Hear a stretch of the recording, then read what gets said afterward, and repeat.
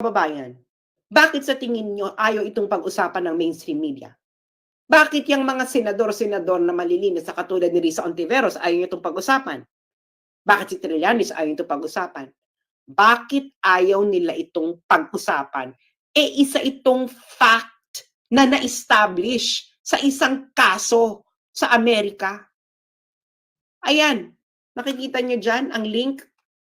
I-screenshot ninyo, puntahan nyo yan sa Google, i-search niyo yung link, puntahan nyo yan, i-type nyo sa search bar.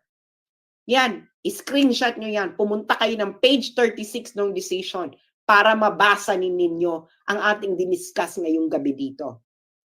So, mga kababayan, please lang pag-usapan ninyo ito.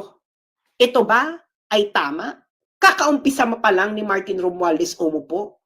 Ang ginawa niya na ginamit niya ang kanyang pwesto para siya ay magpayaman. This is plunder. Kakaumpisa mo pala, Martin Romualdez, nag-commit ka na ng plunder. July, my God, hindi pa umiinit yung titi mo dyan sa Kongreso, ginamit mo na yung posisyon mo para sa corruption. Ang sama ng ugali mo.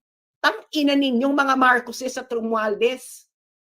Ang dapat sa inyo ay dapat gawin sa inyo ng mga Pilipino ang hindi nila nagawa nung EDSA 1.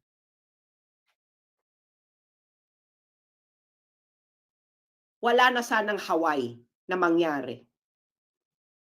Kung papalarin ang mga Pilipino na maglakas sila ng loob para masipa uli kayong mga magnanakaw na mga Marcoses at Romualdez. Napaka-corrupt ninyo.